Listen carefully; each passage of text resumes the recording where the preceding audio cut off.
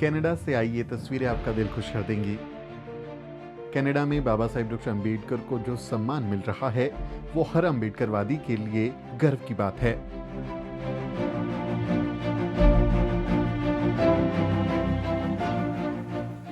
Canada के सरी शहर की इस लाइब्रेरी में बना डॉक्टर अम्बेडकर रूम सबूत है कि कैसे बाबा साहेब एक ग्लोबल आइकन के तौर पर पूरी दुनिया को प्रेरित कर रहे हैं।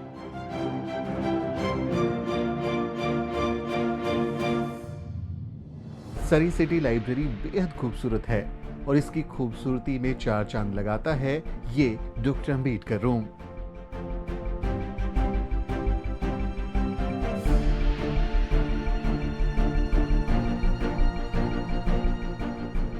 मेरी कनाडा यात्रा के दौरान मैंने सरी सिटी लाइब्रेरी का दौरा किया और वहां पर बनाए गए डॉक्टर अम्बेडकर रूम को करीब से देखा।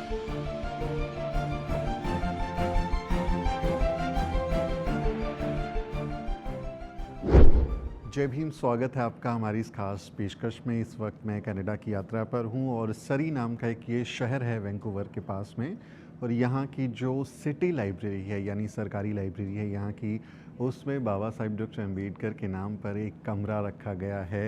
एक कमरे का नामकरण बेसिकली डॉक्टर अम्बेडकर रूम के रूप में हुआ है। पीछे देखेंगे डॉक्टर BR अम्बेडकर रूम। बहुत ही खूबसूरत लाइब्रेरी है, बहुत ही शानदार लाइब्रेरी है। और यहाँ से जब मैं गुज़रा था तो मुझे बताया गया कि यहाँ एक रूम है जिसका नाम बाबा साहिब डॉक्टर अम्बेडकर के नाम पर है। तो इस रूम को कैसे ये नाम दिया गया, क्या इसकी खासियत है, कौन लोग थे जिन्होंने इसको बनाने में या इसके नामकरण में भूमिका निभाई, आइए मेरे साथ मैं आपको लिए चलता हूँ डॉक्टर अम्बेडकर रूम सरी सिटी लाइब्रेरी के भीतर।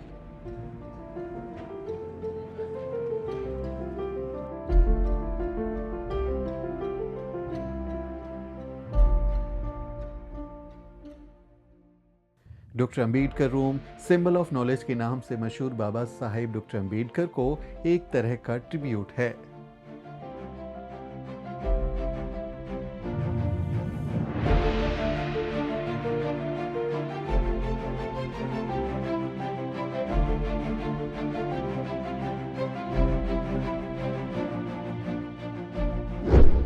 तो इस कमरे के अंदर जब आप आएंगे तो आपको एक बहुत ही खूबसूरत सा पोर्ट्रेट बाबा साहेब डॉक्टर अम्बेडकर का दिखेगा, जो उनकी मुद्रा है वो पढ़ते हुए हैं और वो टेबल पर बैठे हैं। पीछे तथागत बुद्ध का एक पोर्ट्रेट उसमें दिखाया गया है। तो ज्ञान हासिल करना कितना इम्पोर्टेंट है उसी को दर्शाती हुई ये तस्वीर यहाँ पर दिखती है। और बहुत ही खूबसूरत सा रूम है।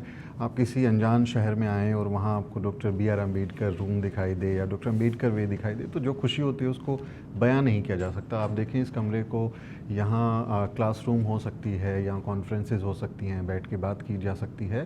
तो एक ऐसा शहर कनाडा का जो बाबा साहब डॉक्टर अम्बेडकर के आदर्शों को वैल्यू करता है वो भी सराहना के योग्य है। और इस पूरी प्रोसेस में यहाँ की जो अम्बेडकराइट कम्युनिटी है उसने बहुत भूमिका निभाई है।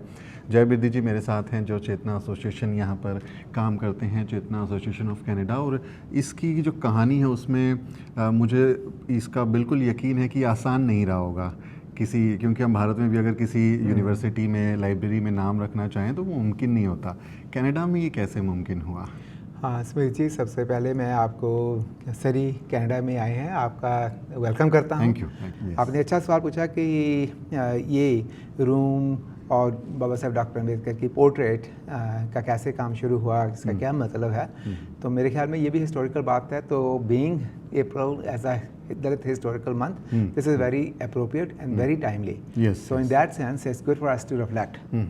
सो मैं ये बात पर फिर आता हूँ कि हमने जो चेतना एसोसिएशन है वो तकरीबन 25 साल से भी ज़्यादा काम कर रहे हैं। और हमारे साथी हैं वो तो क्लोज टू 50 ईयर्स से मूवमेंट को लेकर आए हैं। जब हम आए हमने कुछ अपने हिसाब से काम किया और हमारा ये फोकस था कि मंदिरों में, गुरुद्वारों में, बैंक्वेट हॉल में फंक्शन होते हैं तो जो कल्चरल प्रोग्राम होते हैं, एजुकेशनल प्रोग्राम अपने हिसाब से होते हैं।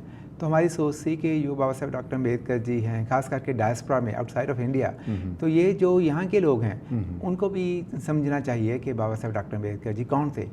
अगर हम डॉक्टर मार्टिन लूथर किंग की बात करते हैं तो एवरीवन अंडरस्टैंड्स। इसका मतलब ये नहीं है कि यहाँ पर जो सभी रह रहे हैं, जो एफ्रो कैनेडियंस हैं, तो क्योंकि कनाडा एक मल्टीकल्चरल एंड डाइवर्स कंट्री है हर समाज में, और जो बाबा साहब डॉक्टर अम्बेडकर जी की कंट्रीब्यूशन है इंडिया में एज अ नेशन बिल्डर, जिन्होंने social political and economic basis पे काम किया है, तो हमारी सोच थी कि अगर जो पॉजिटिव उनकी कंट्रीब्यूशन है उसको लोगों के सामने लेकर आना रोल चाहिए। पढ़ने लिखने की जगह पे वो भी पढ़ने लिखे, वो भी मेन स्ट्रीम ऑर्गेनाइजेशन जो पब्लिक फंडेड है, अगर मान लो हमारी कम्युनिटी को कम्युनिटी सेंटर बनाती है, तो उसमें जो लोग ज़्यादातर आएंगे वही आएंगे जो हमारी हमारी कम्युनिटी जानते ही हैं। हाँ जी, हाँ जी। तो हमारा ये फंक्शन सोच थी कि इनको बाबा साहब डॉक्टर अम्बेडकर की जो सोच है, इक्वालिटी लिबर्टी अपॉर्चुनिटी, कौन नहीं चाहेगा। It's a universal, yes, it's a universal universal, concept. yes. तो अगर उनकी थिंकिंग यूनिवर्सल थी तो हम उनके जो यूनिवर्सल थॉट्स है उनको सामने लेकर आए, Right. ताकि हम सभी, हाँ जी। हमें पर्सनल इश्यूज हैं, कम्युनिटी वाइड इश्यूज हैं,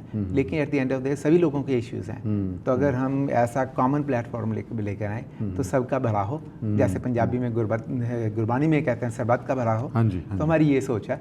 तो इस हिसाब से हमने जो ये नई लाइब्रेरी बन रही थी, तो उस वक्त हमने इनको अप्रोच किया, तो जो लाइब्रेरी बोर्ड की चेयर थी वो हमें जानती थी, तो हमने पहला जो प्रपोजल था वो था कि हमें बाबा साहब डॉक्टर अम्बेडकर की किताबें यहाँ पर लाइब्रेरी को डोनेट की जाए, क्योंकि हमने SFU, UBC और यूनिवर्सिटी में रखा था।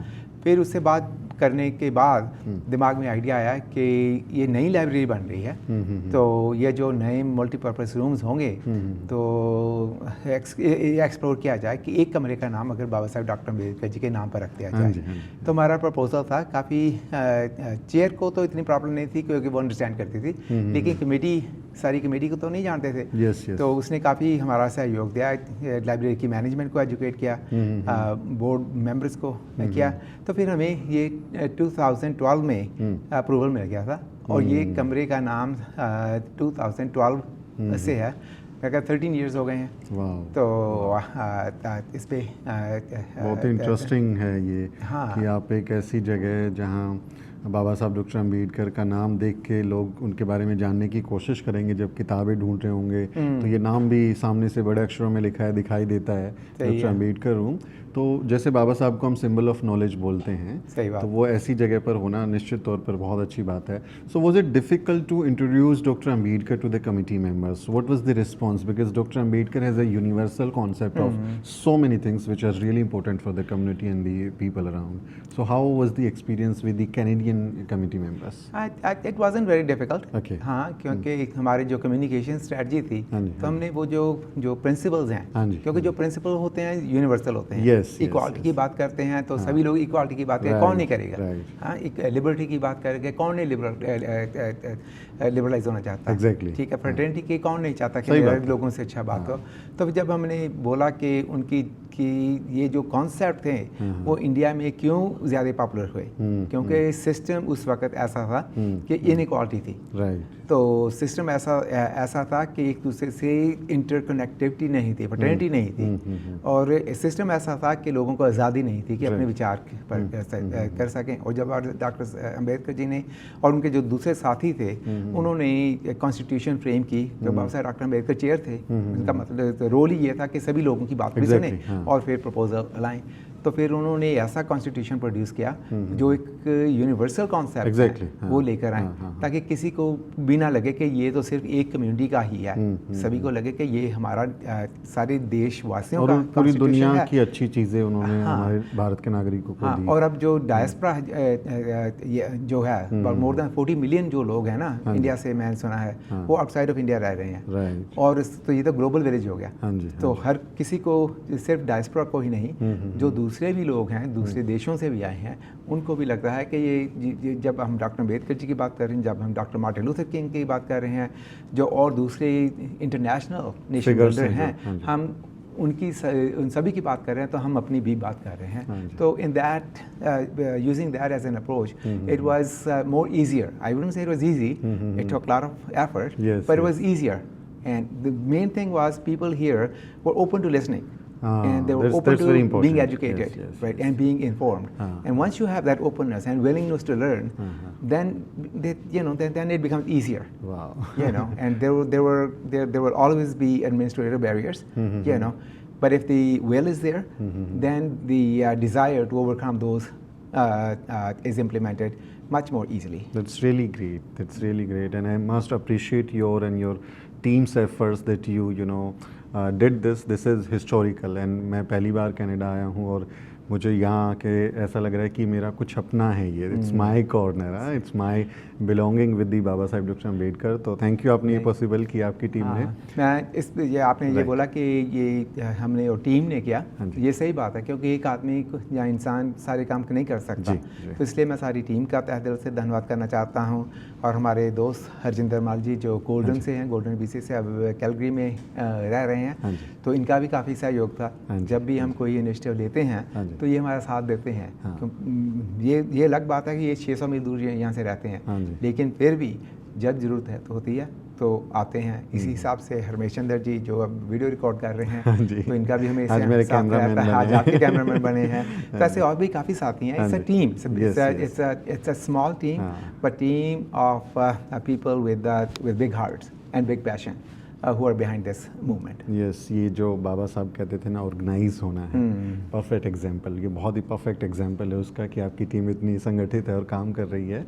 और बहुत खुशी की बात है, आप भी जब कभी सरी आएँ, कनाडा आएँ, तो यहाँ पर आप आ सकते हैं इस लाइब्रेरी में. और पूरी दुनिया आज उन्हें एक क्रांति सूर्य के तौर पर याद कर रही है, सिंबल ऑफ नॉलेज के तौर पर याद कर रही है. भारत में आप देखें कि अगर ऐसा कहीं नाम दीवारों पर लिखा होता है तो उस पर कालिक पोत दी जाती है, मूर्तियाँ होती हैं उसको तोड़ दिया जाता है, लेकिन बाबा साहब के विचारों को कोई नहीं तोड़ सकता. वो सिर्फ भारत में नहीं बल्कि पूरी दुनिया में आज सराहे जा रहे हैं, यूनिवर्सिटीज़ में पढ़ाए जा रहे हैं, लाइब्रेरी में उनकी वॉल्यूम्स पहुँच रही हैं. तो बाबा साहब को अब कोई ढक नहीं सकता, उन्हें कोई रोक नहीं सकता.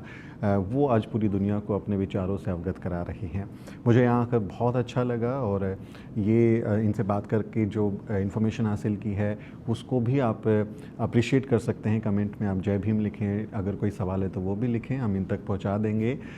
इस वीडियो में इतना ही साथियों. मेरा नाम समित चौहान है और इस वीडियो को रिकॉर्ड करने में मेरी मदद कर रहे हैं हमारे साथी हरमेश चंद्र जी जो आज कैमरामैन की भूमिका में हैं.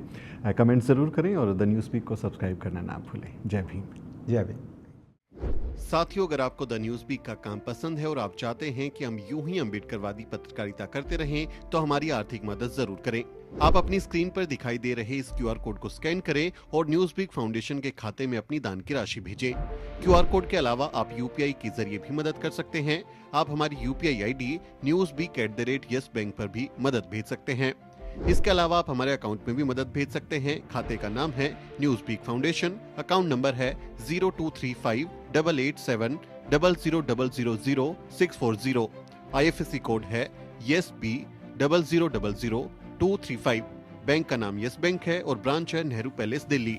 आप डोनेशन के एवज में इनकम टैक्स में भी छूट पा सकते हैं. डोनेशन की रसीद पाने के लिए ट्रांजैक्शन का स्क्रीनशॉट हमें भेजें. टाइप करें डोनेशन स्पेस आपका नाम और हमें 8595794224 पर व्हाट्सएप करें.